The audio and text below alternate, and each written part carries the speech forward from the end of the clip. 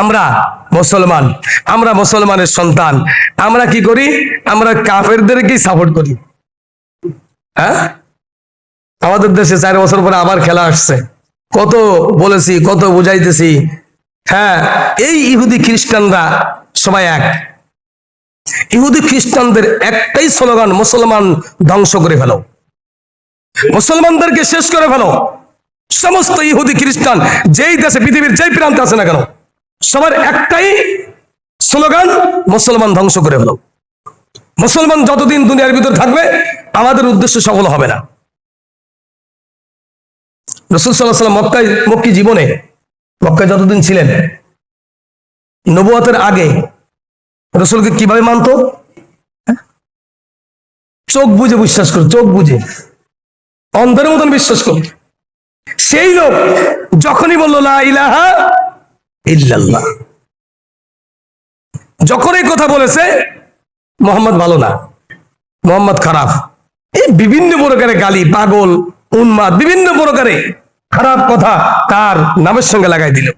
অথচ এরাই বিভিন্ন জায়গায় যখন ব্যবসা করতে যাইতো তাদেরকে বলতো কোনো একটা খটকা লাগছে, হ্যাঁ তোমাদেরকে বিশ্বাস করি না, তোমরা কুরাইশের লোক থাকিয়েছে, মক্কার লোক তোমাদের বিশ্বাস করি না। তখন তারা দলিল হিসেবে পেশ করতো, আরে আমাদেরকে চেনো না, আমাদের ভিতরে বংশের ভিতরে এমন একজন ব্যক্তি আছে আল আমিন নাম। এইভাবে মানুষের কাছে পেশ করতো রসুলকে।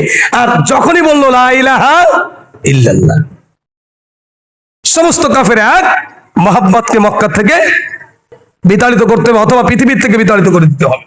ষড়যন্ত্র করছে না মারার জন্য, বিভিন্ন প্রকারের উপর থেকে পাথর ফেলে দিয়েছে, রসুলকে খাবারের ভিতরে বিষ মিশাই দিয়েছে, রসুলের ঘর এরকম ভাবে চতুর্দিক দিয়ে ঘেরাও করেছে।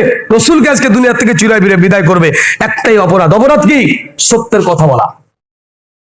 তো কাফের বেঈমানেরা ওই রসুল থেকে নিয়ে সবাই এক, মুসলমান হটাও, পৃথিবীর থেকে মুসলমান হটাইলে আমরা পৃথিবীটাকে সুন্দরভাবে শাসন করতে পারবো।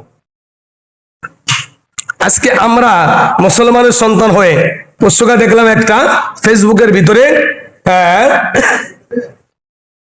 10% জায়গা বিক্রি করে একটা পতাকা বানাইছে এক মুরব্বী, দেখলাম। আর একজন দেখলাম যে ওই দেশের পতাকা গাছে ঝুলাইতে গিয়ে এই কারেন্টের সাথে শর্ট করে মারা গেছে। আবার এই খেলা নিয়ে, এই যে খেলাধুলা আমরা বিভিন্ন জায়গায়, আমরা আমাদের এলাকার ভিতরে, দেশের ভিতরে, আমাদের কেউ না, কিন্তু আমাদের আত্মীয় স্বজন কেউ না, এদের কারণে আমরা একজন আর একজনের মাথার থেকে রক্ত বের করি, একজন আর একজনকে কোপাই, একজন আর একজনকে মারি, এদের কারণেই। অথচ সেই ইহুদি খ্রিস্টানদের কারণে আমরা মুসলমানের সন্তানরা মুসলমানের ভিতরে দ্বন্দ্ব বাধাই না। আমাদের দেশে দেখবেন খেলা শুরু হয়েছে, তো খেলা শুরু হচ্ছে, দেখবেন শেষ হওয়া পর্যন্ত কত জায়গার থেকে কত মানুষ মারা যায়। প্রতি মানে এই যে 4 বছর পর পরে খেলা হয়, এই খেলা নিয়ে বাংলাদেশ থেকে 2-4 জন মরে। কিসের জন্য বললাম ভাই? একজন ইহুদির জন্য, একজন খ্রিস্টানকে জন্য।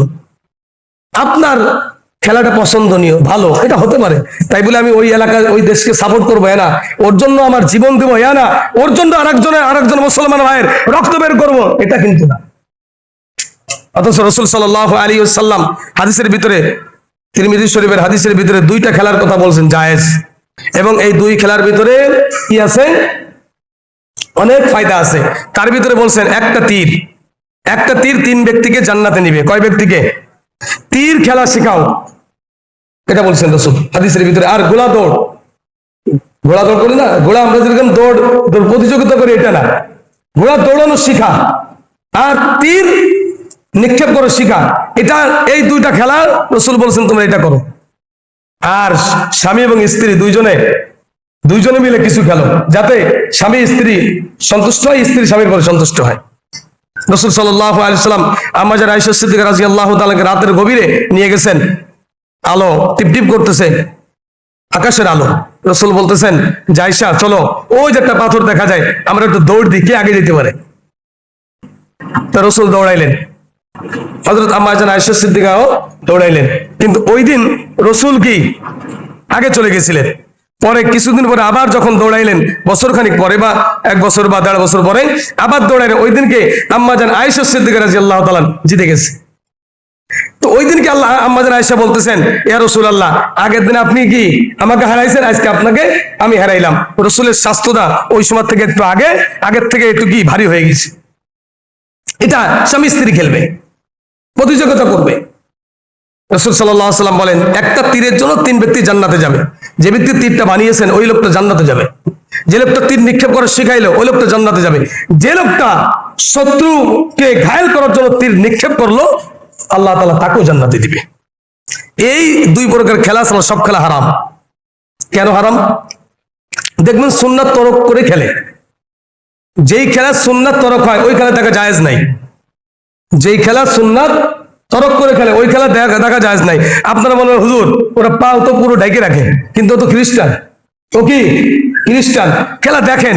তবে তার জন্য আমার রক্ত বের করতে হবে এতটা, তার জন্য আরেকজন মুসলমানকে মেরে ফেলতে হবে তা তো না, তার জন্য মারামারি করতে হবে তা তো না, তার জন্য আমার অর্থ করি সম্পদ ব্যয় করতে হবে একজন ইহুদি খ্রিস্টানদের জন্য, এটা তো বলে নাই। কেন আমরা করব? আমরা ভালোবাসি, মহাব্বত করি। এই আল্লাহ আমাদেরকে হেফাজত করেন।